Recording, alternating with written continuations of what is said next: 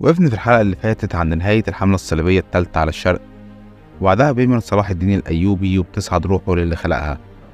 وبعد موت صلاح الدين بتدخل دولته في مجموعة من الأحداث السريعة من قوة وضعف إلى أن ينتهي بها الحال كجميع من سبقوها ومن أتوا بعديها إلى زوال. لكن إزاي أسرة صلاح الدين بعد ما كانوا إيد واحدة في عهده بقى كل واحد لوحده بيبحث عن السلطة والاستقلال بمدينة منفصلة لنفسه؟ كل تفاصيل الدولة الأيوبية من بعد صلاح الدين إلى نهايتها هنتعرف عليها في حلقة النهاردة. أنا محمد سعيد ودي قناة تاريخولوجي، ويلا بينا نكمل حكاية الدولة الأيوبية.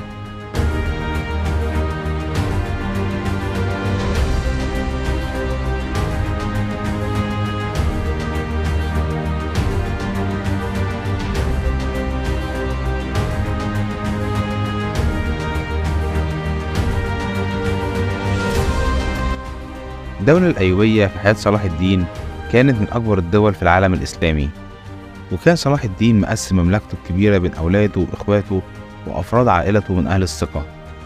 فمثلا خلى مملكة دمشق الابن الأفضل نور الدين علي أكبر أولاده وولي عهده، وخلى مصر الابن العزيز عثمان، وحلب لابنه الظاهر غازي، وحماية لتقي الدين عمر ابن أخوه وأحد أهم قواده، وهكذا. ولي عهد الدولة الأيوبية الأفضل ما كانش شبه أبوه صلاح الدين خالص، وما كانش مهتم بأمور الدولة والرعية، وكان مهتم بنفسه بس. وما كانش بيسمع لمستشاريه اللي كانوا هما السر في نجاح واتساع دولة أبوه صلاح الدين الأيوبي، الشيء اللي خلى أغلب رجالة الدولة يسيبوا بلاد الشام ويتجهوا لمصر وينضموا لأخوه العزيز. فحس العزيز إن هو الأولى من أخوه الكبير الأفضل بحمل لواء الدولة الأيوبية. فدخل الأخين في صراع مين فيهم الأحق بإن هو يكون صاحب اليد العليا، واستمر الصراع بينهم والاحتقان ما يقارب ال7 سنين. وطبعا خلال هذا الصراع كان كل أمير من أمراء البيت الأيوبي استقل بحكم مدينته أو مملكته بعيدا عن الراية الأيوبية. وخلال هذا الصراع برضه بينضم العادل في صف العزيز اللي بدوره بيعين عمه العادل على الوزارة في مصر.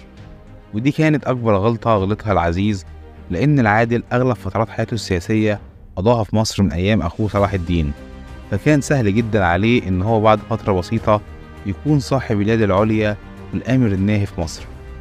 وقدر العادل هو والعزيز السيطرة على دمشق وتجريد الأفضل من حكمه.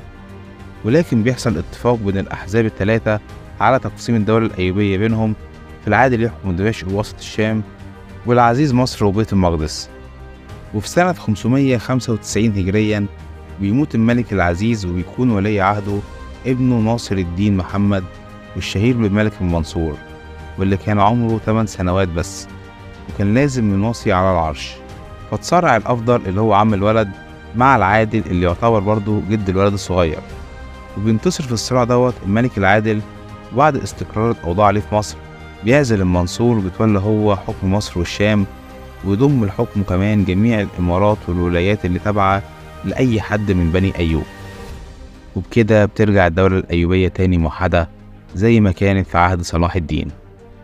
ولكن الملك العادل بيغلط نفس غلطة أخوه صلاح الدين، وبيقسم مملكته بين أولاده الثلاثة في حياته على إن هم نوابه. وكانت مصر من نصيب ابنه الكامل محمد نصر الدين، ودمشق من نصيب المعظم عيسى، والأشرف موسى باقي الشام. وبعد موت العادل انشغل الإخوات الثلاثة بالصراعات بينهم، وكل واحد كان عايز يسيطر على الأجزاء اللي أخوه بيحكمها، ونسيوا خالص الخطر الصليبي اللي حواليهم، لدرجة إن الملك الكامل بيتنازل عن بيت المقدس للصليبيين بدون حرب ولا قيد ولا شرط. ويعتبر طبعا الملك الكامل هو أسوأ من أنجبه البيت الأيوبي على الإطلاق بسبب هذا التفريط المخزي لبيت المقدس. وبرضه الكامل بيمشي على نفس نهج أبوه، وبيقسم مملكته على أولاده كنواب ليه، وبيولي ابنه الأصغر العادل الثاني على سوريا ومصر، أما ابنه الأكبر والأولى بولاية العهد الصالح نجم الدين أيوب بيعينه على حصن كيفا بأرض الجزيرة. الشيء اللي كان ممكن يتسبب في إن نجم الدين أيوب ينقلب على أبوه الكامل، لكن الصالح نجم الدين أيوب كان شخص من أذكى من أتوا على البيت الأيوبي على الإطلاق، فقرر إنه يحصن نفسه بجيش قوي يبقى في خدمته، ولاؤه الأول والأخير يكون ليه. وكان شراء المماليك سنة متبعة من أغلب الحكام في كل بلاد العالم الإسلامي تقريبا مع بداية ظهور الدولة العباسية. وكان أغلب المماليك بيكونوا أتراك أو من آسيا الصغرى، ولكن في عهد الدولة الأيوبية بيظهر على الساحة الدولية قوة جديدة وهم المغول، اللي بيتمكنوا من اكتساح بلاد خوارزم وقتل حاكمها جلال الدين خوارزم شاه. وانتشر المماليك والجنود المرتزقة القادمين من بلاد خوارزم في العالم العربي، وبيكون الصالح نجم الدين أيوب لنفسه جيش قوي من المماليك والجنود المرتزقة القادمين من هذه الدول. وبعد موت الكامل بيعلن العادل ابن الكامل حاكم على مصر، ولكن أخوه الأكبر نجم الدين أيوب بيتحرك على مصر مع جيش قوي بعد ما بيسيب ابنه توران شاه مكانه في حصن كيفا. وفعلا بيتمكن نجم الدين من دخول مصر سنة 637 هجريا، واستولى على الحكم وحبس أخوه الصغير العادل في سجن القلعة. تولي الصالح نجم الدين أيوب الحكم في مصر كان ليه مردود إيجابي في نفوس المصريين، بسبب إن العادل الثاني أو العادل ابن الكامل ما كانش مهتم بمصالح الدولة والناس، قدر اهتمامه بالحفلات والجواري وإقامة الولائم. الصالح نجم الدين أيوب كان شديد الشبه في الطباع مع صلاح الدين الأيوبي نفسه، فكان شخص ذكي جدا وطموح، وأكثر ما يميزه هو كراهيته الشديدة للصليبيين، وبيظهر دوت في دخوله في عداوات مع أمراء من البيت الأيوبي لمجرد تعاملهم مع الصليبيين، زي مثلا إن هو حارب عمه الصالح إسماعيل بسبب إن هو سمح للصليبيين المتواجدين في عكا إن هم يدخلوا دمشق للتسوق وشراء السلاح. ده غير إن الصالح إسماعيل كان اتنازل ليهم عن بعض المدن المسلمة اللي كان استردها صلاح الدين قبل كده. ومن أهم إنجازات الصالح نجم الدين أيوب كمان إن هو تمكن من استرداد بيت المقدس من الصليبيين. مش كده وبس، ده كمان أسس لواحد من أقوى وأهم الجيوش في العالم الإسلامي باعتماده على المماليك، اللي هنتكلم عليهم بالتفصيل في الحلقات الجاية إن شاء الله.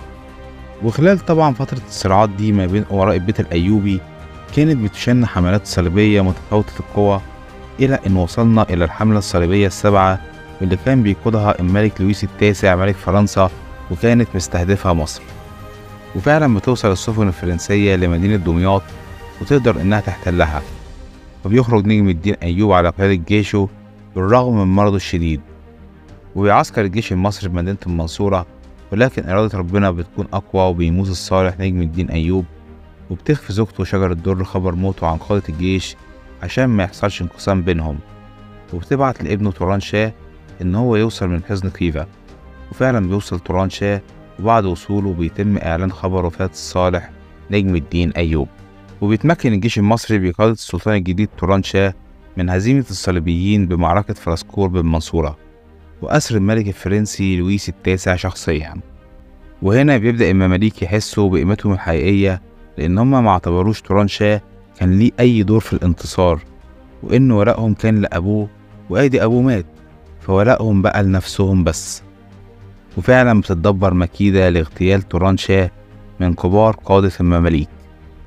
وفي يوم 2 مايو 1250 ميلاديا بيتفاجئ توران شاه بدخول مجموعة من المماليك عليه رافعين سيوفهم، ومنهم كان الأمير أقطاي والمنصور قلاوون وبيبرس البندقداري، وبيتمكنوا من طعنه لكن مش طعنات تسبب الوفاة، فبيهرب منهم وبيستخبى في كشك خشب، فبيحرقوا عليه الكشك، فبيهرب منه وبيرمي نفسه في النيل، فبيضربوه بالسهام والنبال لحد ما بيموت.